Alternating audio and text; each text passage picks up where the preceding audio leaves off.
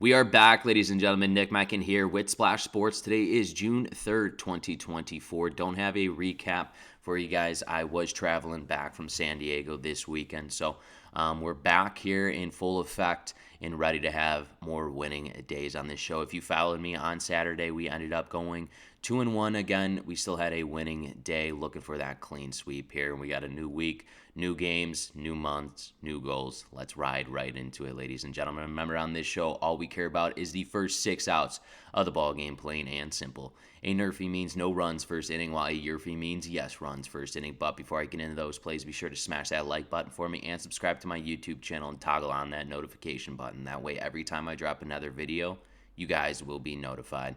All right, let's take a look at Monday's game. Starting off with game number 1, we got the New York Mets taking on the Washington Nationals here.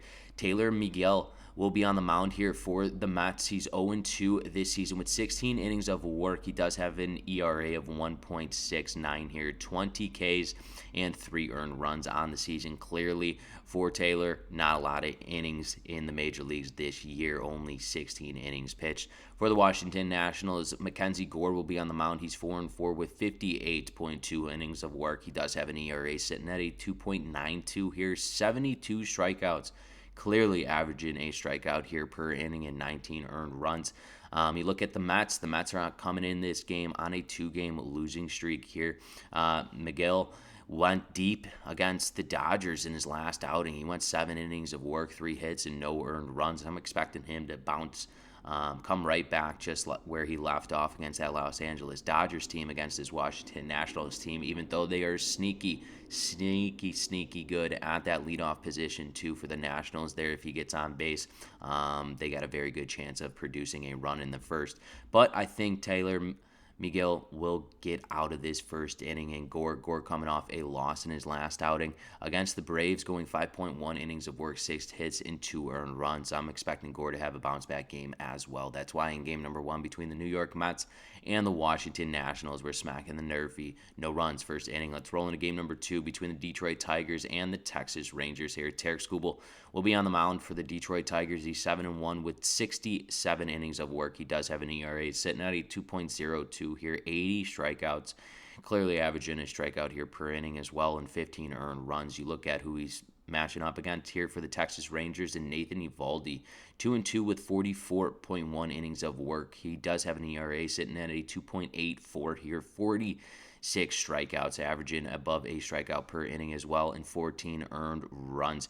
You look at Tarek, he had a bounce-back start in his last outing after getting the loss to the Kansas City Royals. Came right back against the Pittsburgh Pirates, going 7 innings of work, 3 hits, and no earned runs. You look at what Eovaldi did.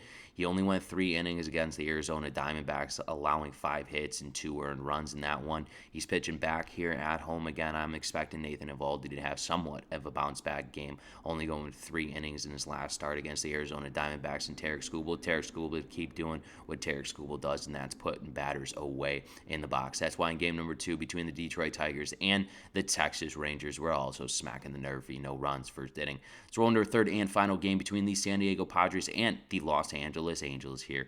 For the Padres, Matt Waldron will be on the mound here. He's 3-5 with 57 innings of work. He does have a little higher end of an ERA sitting here at a 4.26.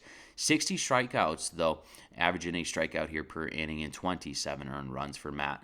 He'll be matched up here in Los Angeles against Tyler Anderson here for the Angels, 5-5 with 69.1 innings of work here. He does have an ERA sitting at a 2.47 with 48 strikeouts. He's under a strikeout per inning.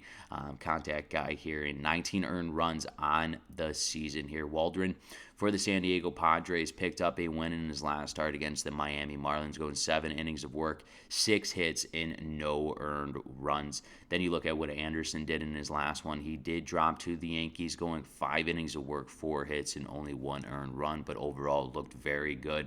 You look at where these two teams are coming in at right now. This Los Angeles Angels team lost 5 in a row. I'm expecting their bats to wake up here against this San Diego Padres team who has been struggling offensively to produce runs, especially early on in games. And you got a guy like Matt Waldron on the mound for this Padres team, a guy you could fully take advantage of and produce runs early. That's why I think they'll scratch a run here in the bottom of the first against Matt. That's why in game number 3 between the San Diego Padres and the Los Angeles Angels, we are smacking the YRFI. Yes, runs first inning. Let's take a recap of the games I've selected for you today. Game number 1 between the New York Mets and the Washington Nationals. We're smacking the NRFI. Game number 2 between the Detroit Tigers and the Texas Rangers. We're smacking the NRFI in our third and final game between the San Diego Padres and the Los Angeles Angels. We're smacking the YRFI. Yes, runs first inning. Once again, ladies and gentlemen, this is Nick Menken with Splash Sports. If you have not done so, smack that like button for me. It helps me out a ton, and it costs you guys none. And go follow me on X at Nick Menken. Best of luck and best bets.